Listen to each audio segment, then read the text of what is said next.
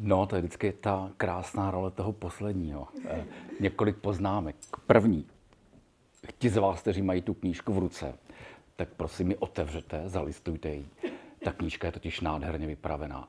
Od volby typu písma, přes tituly, přes barvnost, přes gramáž papíru, ilustrace, obálku, vazbu, dokonce je tam i to, co se málo teď vidí, že si můžete založit skutečně záložkou, kterou máte připevněno. To je teda neuvěřitelná výprava. Klobouk dolů, je to dobrá adresa.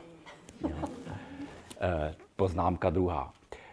Ty texty jsem vůbec neznal, mám náskok 10 minut před vámi, snažil jsem se něco málo přečíst a jsem fascinovaný, protože se to čte strašně dobře.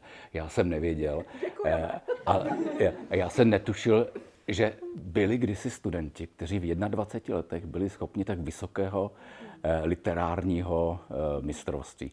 Tam je Lustig už skoro hotový, už se bude jenom cizelovat, to mě překvapilo. Poznámka třetí, žánr.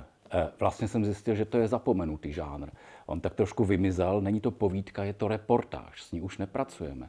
Ta zmizí někdy v 60. letech a najednou už ji nemáme k dispozici. A čtení Lustiga vás upomene, v čem ten žánr je vlastně silný a krásný, v aktualizaci toho, co prožíváte. A Lustig vám to v dialogickém vztahu nabídne k prožívání a píše opravdu teda krásnou zkratkou. Jo. To máš nejraději, já vím. Jo, a ono to nezdržuje moc. Jo. Poznámka čtvrtá. Eva říkala, že si Arnošt přál, aby jeho knihy vycházely ještě po 50 letech. No, tady ta kniha vychází po 76 letech. Jo. A není to ani vůbec poznat. To je divný. Jo. Budu se muset začít pořádně hledat chyby.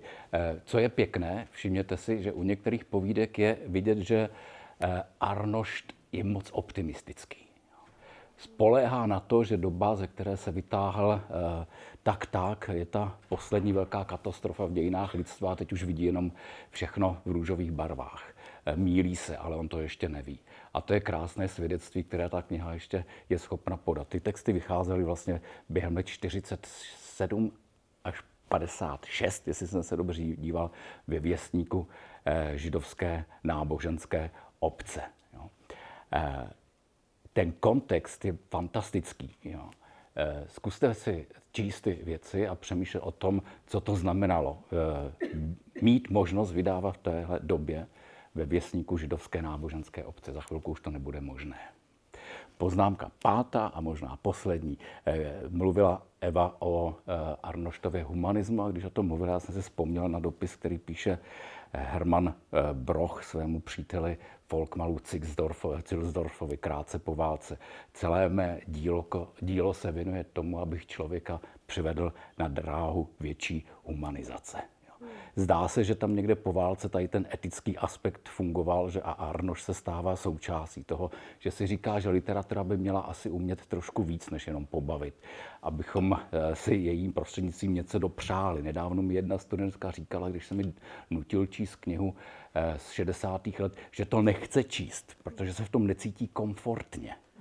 A já jsem mi říkal, no ale pro boha, jakmile se budete cítit v literatuře komfortně, tak je něco špatně. U Arnošta se rozhodně necítíme komfortně a je to pro nás. Moc děkuju, že ty texty jsou mezi námi, protože jsem je neznal a jsou krásný. Děkuju.